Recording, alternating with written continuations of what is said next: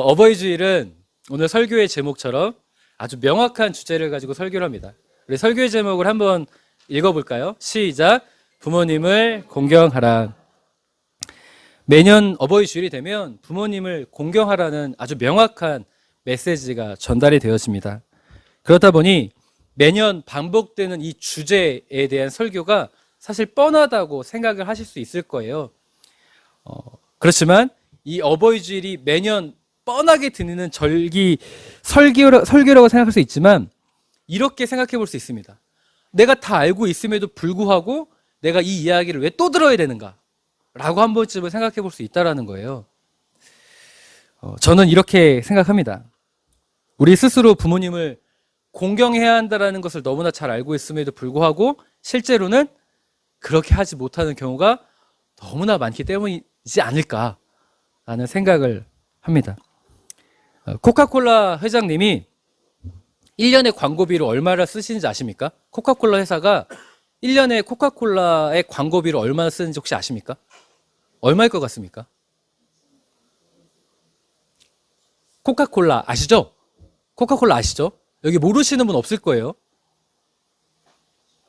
1년에 광고비로 무려 4조 3,600억 쓴다고 합니다. 그냥 몇백억, 몇천억이 아니에요. 4조 3,600억이라는 돈을 코카콜라는 광고비로 쓴다라는 거예요. 성도님들, 코카콜라는 여기 계신 분 모르는 분 없죠? 아마 전 세계적으로 가장 유명한 회사라고 저는 생각을 합니다. 어디를 가든지 종교와 인종과 상관없이 코카콜라는 다 들어가더라고요. 무슬림 지역이든 유대 지역이든 코카콜라는 다 들어가더라고요. 그렇다면 이렇게 알법한 회사라면 굳이 이 정도의 돈을 써가면서까지 광고를 할 필요가 있을까요? 없을까요? 없지 않겠습니까? 그런데 코카콜라 회장이 이런 말을 했다고 해요. 어떤 말을 했냐면 왜 이렇게 천문학적인 돈을 들여서 광고를 하십니까? 라고 질문하니까 지금 이 순간에도 코카콜라를 모르는 아이들이 태어난다. 오, 너무 놀랍지 않습니까? 그리고 4조 3,600억이라는 광고비를 쓰는 이유가 지금 이 순간에도 새로운 아이들이 태어나기 때문이라는 거예요. 이 말은 뭘까요? 이미 다 알고 있음에도 불구하고 또 태어나는 아이들은 모르기 때문에 계속적으로 이 이야기를 전해줘야 한다는 거예요. 마찬가지라고 저는 생각을 합니다. 저 너무 공감됐어요. 부모님을 공경하라는 것을 잘 알고 있지만 그것이 희미해지는 세대이기 때문에, 부모 공경이 희미해지는 세대이기 때문에 부모님을 공경하는 것이 얼마나 중요한지에 대해서 꾸준히 끊임없이 반복적으로 이야기를 하는 것이 하나님의 뜻이구나라는 걸 저는 깨달았습니다. 그래서 매년 반복적인 주제 설교라기보다는 하나님이 또다시 이 중요성을 나에게 각인시키기를 원하는구나라는 것을 그렇게 받아들일 수 있는 오늘 어버이 주일이 되었으면 참으로 좋겠습니다. 저는 사실 주제 설교를 잘 안 합니다. 주제 설교를 잘 안 하는 편인데 그래서 오늘은 아주 메시지가 명확하게 들리실 거예요. 제가 주제 설교할 때 하는 방법이 있어요. 어떤 방법이 있냐면, 자, 부모님을 공경하라는 공경, 왓이라는 게 있죠. 무엇이 있습니다. 왓이 있고, 그럼 왓이 있으면 이 왓이, 공경이 why, 왜 중요한지를 제가 설명드릴 거예요.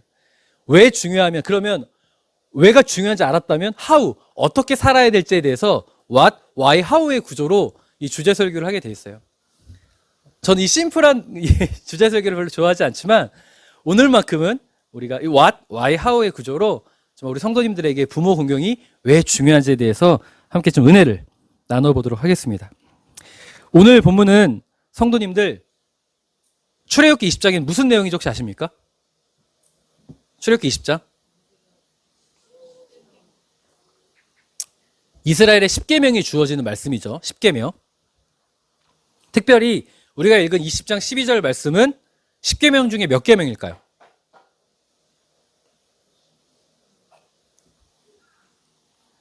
이제 일일이 세기 시작하십니다. 이제 성경 접히시고 몇 계명인지 세시기 시작하는데 제 5계명입니다. 제 5계명. 이 10계명은요. 두 구조로 되어 있어요. 1계명부터 4계명까지는 하나님과 인간 사이의 언약입니다. 이 계명이고요. 그리고 5계명부터 10계명은 인간과 인간 사이의 계명입니다. 다시요. 10계명은 두 구조로 나눠져 있는데 1계명부터 4계명은 하나님과 인간, 5계명부터 10계명은 인간과 인간입니다. 그런데 이 5계명은 아주 놀라운 독특성이 있습니다. 이 아주 독특성이 있는데 다시 한번 볼까요? 출애굽기 20장 12절 제가 읽겠습니다. 내 부모를 공경하라. 그리하면 내 하나님 여호와가 내게 준 땅에서 내 생명이 길리라. 한번 찾아보십시오. 제가 독특성이 있다고 했는데 5계명만큼 독특한 게 없어요. 다른 계명은. 뭐가 독특한 것 같습니까? 한번 찾아보십시오. 이 5계명만의 독특성. 여호와가 내게 준 땅에서 내 생명이 길리라. 비슷해요. 한 90% 맞추셨어요. 어떤 독특성이 있는 것 같습니까? 더우신가요? 자, 다른 계명들은요, 성도님들 이렇게 돼 있어요. 내 부모를 공경하라. 살인하지 말라. 간음하지 말라. 이런 식으로 딱 명령으로 끝이 납니다. 그런데 출애굽기 20장 12절만큼은 공경하라. 그 뒤에 그리하면 복의 전제가 깔려 있습니다. 이 명령을 준행하면 하나님의 축복이 수반된다는 것이 동시에 온다는 것을 유일하게 이 5계명만큼은 지시하고 있다는 거예요. 아주 독특성이죠. 그래서 이 5계명의 구조를 생각해 보면 1계명부터 4계명까지는 하나님과 누구라고요? 인간이고 5계명부터 10계명은 누구와 누구? 인간과 인간이에요. 그런데 인간과 인간 사이의 첫 번째 계명은 뭐예요, 그러면? 5계명이죠. 부모를 공경하라라는 이 부모를 공경하라라는 명령과 동시에 다른 명령과는 다르게 이 명령만큼은 복을 전제로 하고 있다는 거예요. 그런 독특성을 가지고 있다는 거죠. 자, 그렇다면 그게 무슨 의미겠습니까? 다른 명령과 다르게 이것만큼은, 이 명령을 지키는 것만큼은 복을 전제로 하고 있고, 그리고 인간과 인간 사이의 명령 중에 가장 첫 번째 으뜸이라면 어떤 의미겠습니까? 그렇죠. 하나님께서 10계명 중 특별히 인간 사이에서 지켜야 될 계명 중에 너무나 중요하고 반드시 지켜야 되고 너무나 반드시 마땅해야 된다고 강조하고 싶은 계명이 뭐예요? 부모님을 공경하라는 거예요. 성도님들, 부모님을 공경하는 게 어떤 의미겠습니까? 제가 오늘 어린이 예배 시간에 공경이 뭐냐고 물어봤어요. 그러니까 아이들이 뭐라고 대답했을까요? 아이들이 뭔지 모르더라고요. 공경이라는 단어를. 그래서 제가 알기 쉽게 설명해 줬습니다. 부모님을 사랑하고 부모님을 존경하고 부모님의 말씀에 순종하는 게 공경이야 라고 제가 가르쳐 줬어요. 성도님들이 생각하신 공경의 의의가 무엇입니까? 공경의 의의. 순종. 또요. 사랑. 또요. 마음 편안하게 해드리는 거. 그게 최고죠. 그게 최고죠. 부모님 마음 편안하게 해드리는 게 최고인 것 같습니다. 네. 자, 이 부모님을 공경하는 게 얼마나 중요한지 성경은 끊임없이 반복하고 있는데요. 레위기 19장 3절 우리 함께 읽겠습니다. 시작.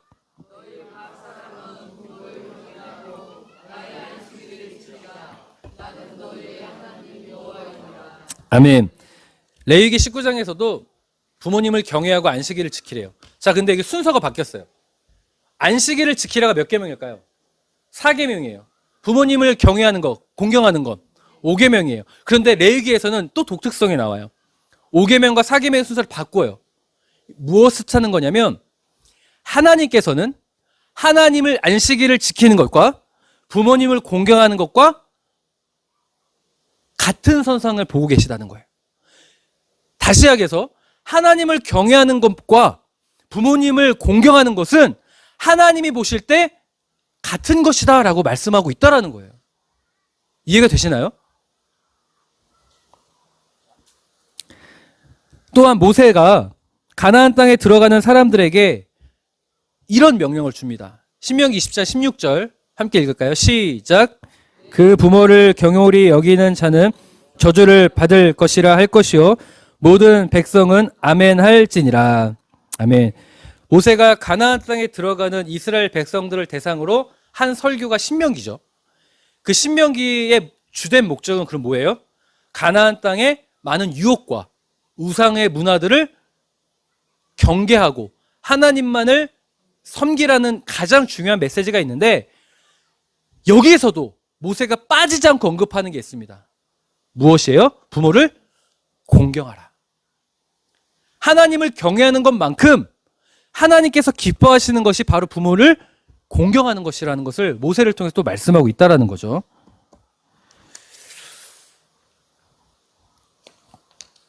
여기뿐만 아닙니다. 제가 계속 볼게요. 에베소서 6장 2절에 3절 함께 읽겠습니다. 시작. 내 아버지와 어머니를 공경하라.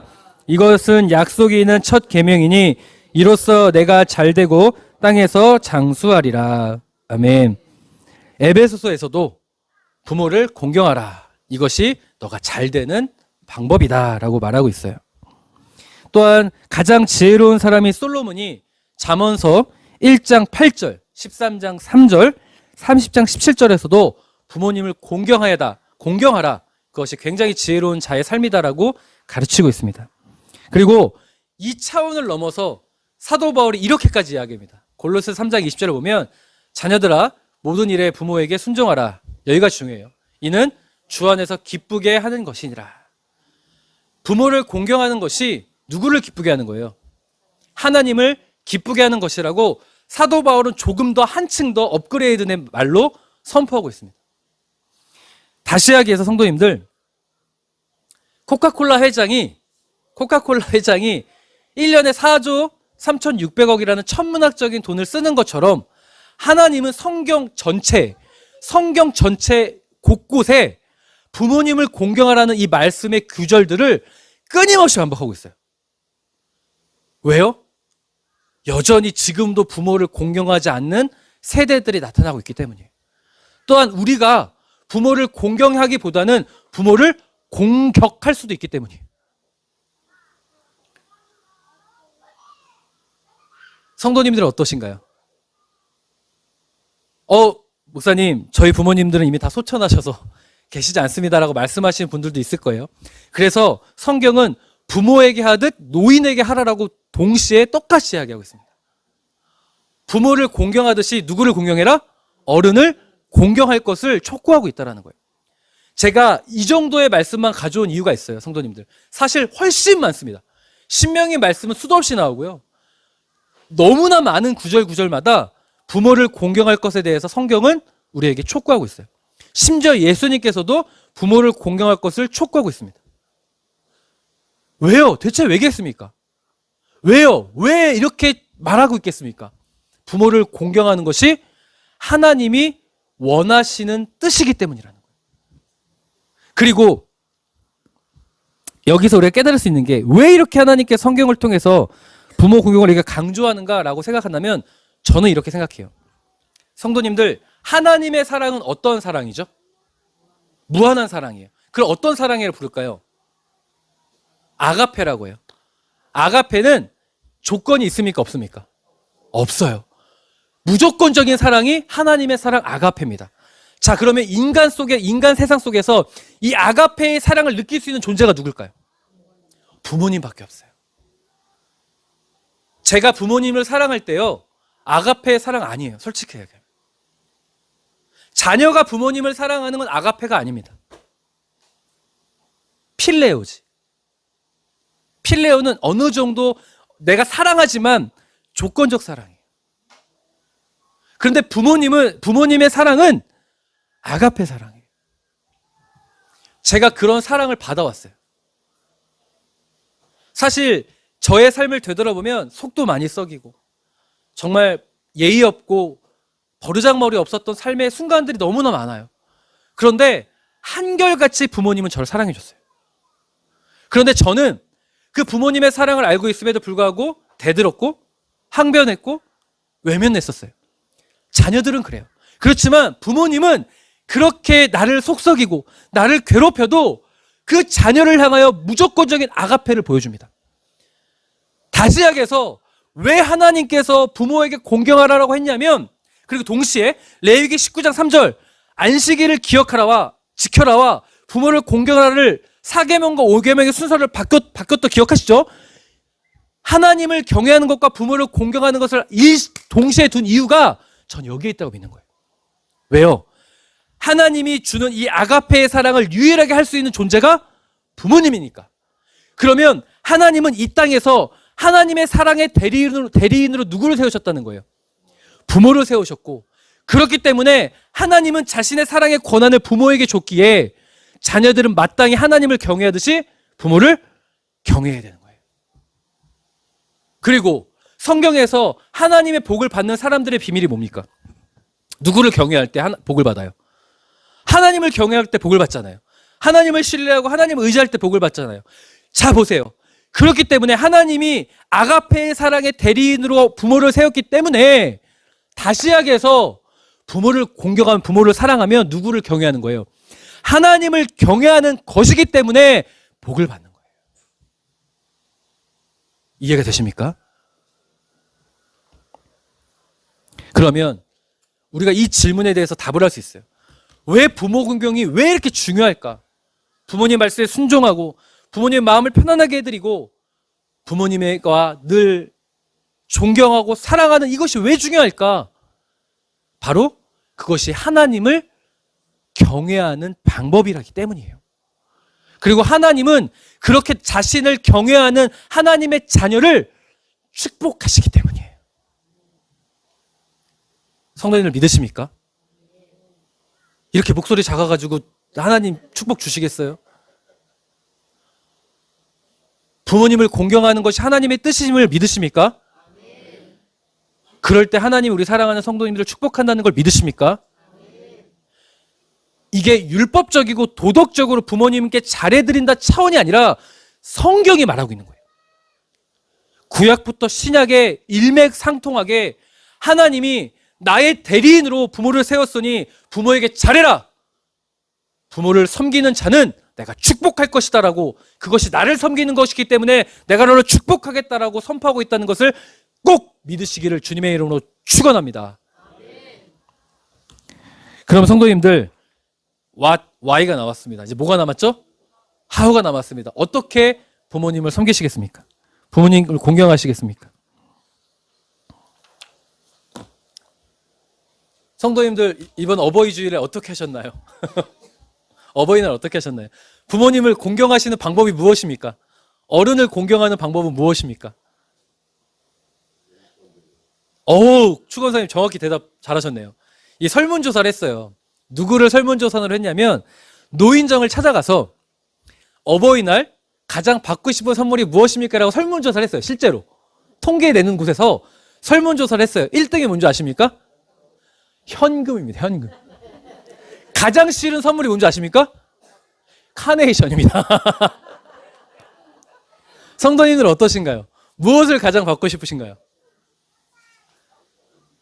그런데 이 1번 현금이라는 게 맞는데 정말 놀라운 통계가 나왔습니다.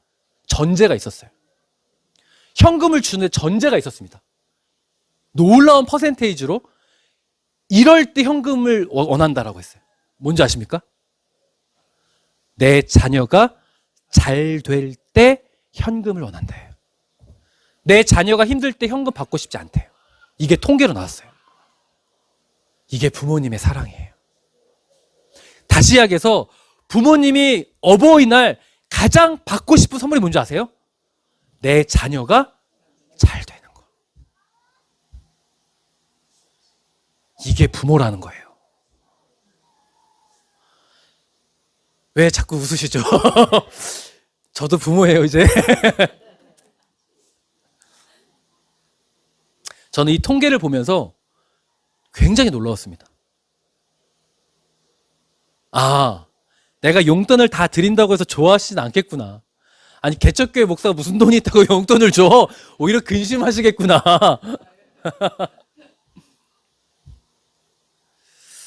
성도님들, 예수님께서 성경적으로 용돈을 드리라고 말씀하시진 않았지만 부모님을 공경하는 것이 어떤 것이다라고 분명히 말씀하신 구절이 있습니다. 자, 마태복음 15장 5절에서 6절 우리 함께 읽을까요? 시작.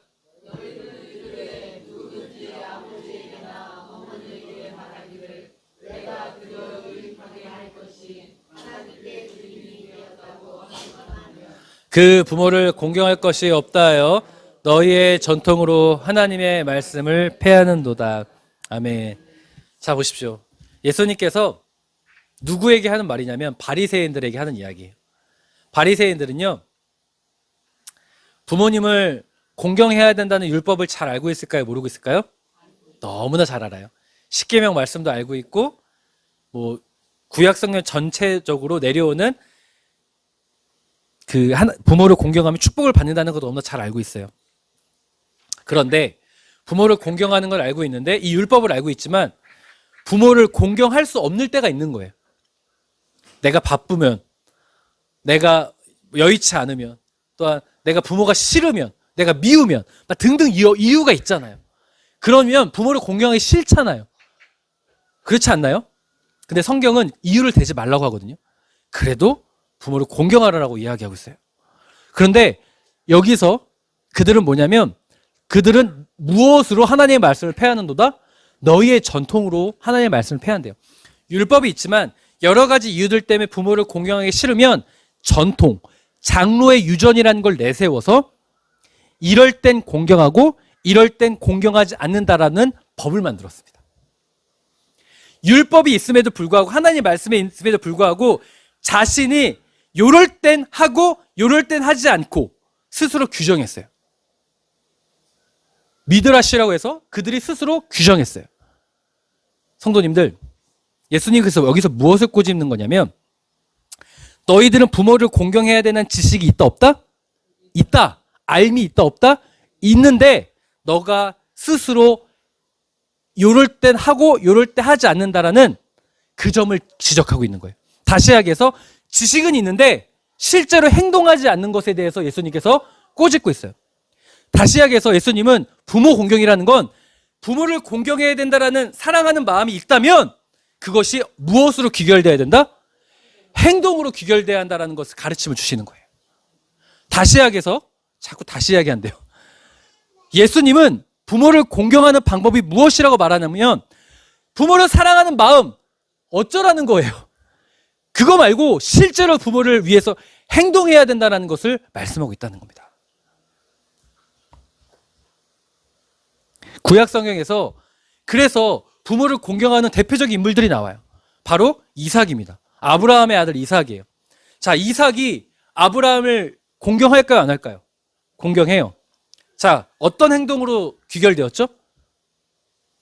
모리아 산에 가서 자신이 제물로 바쳐질 때 순종합니다. 나오미와 룻이 있어요. 며느리 룻과 시어머니 나오미가 있어요. 어떻게 했습니까? 나오미를 위해서 룻이 어떤 행동을 보였죠? 밭에 나가 이삭을 주려는 행동을 했어요. 그냥 내가 내 시어머니를 위해서 내가 사랑한다, 내 시어머니를 좋아한 이런 마음으로 그친 적이 없어요. 다 행동으로 나아갔습니다. 그런데 성경에서 잘못된 행동도 꼬집고 있는 부분이 있어요. 창세기 26장 34절 35절 읽겠습니다. 시작.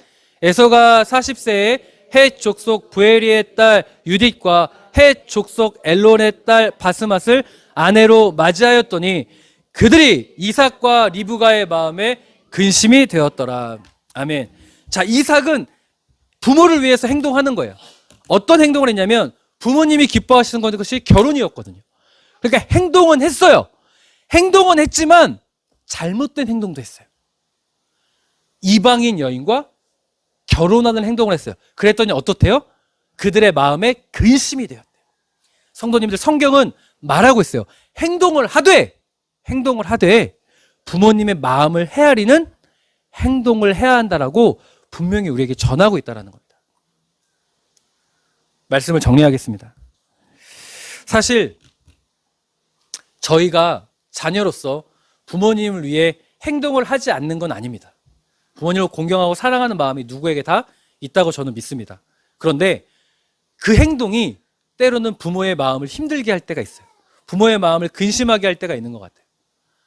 저는 오늘 예수님께서 말씀하셨던 그 장로의 유전을 꼬집는 그 말씀을 반면교사 삼고 이 에서의 모습을 우리가 반면교사 삼아서 정말 부모님이 어떤 것을 기뻐하실지, 부모님이 기뻐하신 건 우리가 잘 되는 거 아닙니까? 자녀가 잘 되는 거 아닙니까? 부모님을 위해서 우리가 성실하게 살고 건강하게 사는 그 모습을 보여준과 동시에 부모님을 편안하게 해드리는 행동으로 부모님을 공경하는 우리가 되기로 결단하는 어버이 주일이 되었으면 참으로 좋겠습니다. 부모를 공경하는 자, 성경은 말합니다. 나를 경외하는 것이다. 나를 경외하는 자는 내가 너에게 축복하겠다라고 말씀하셨습니다. 우리 사랑하는 성도님들, 부모를 공경하는 건 마음으로 하는 것이 아니고 지식으로 하는 것이 아닙니다. 무엇으로 하는 겁니까? 그냥 행동하는 건 아닙니다. 부모님이 기뻐하시는 행동을 할 때 부모를 공경하는 겁니다. 자, 그러면 이번 주 한 주간 행동해 보십시오.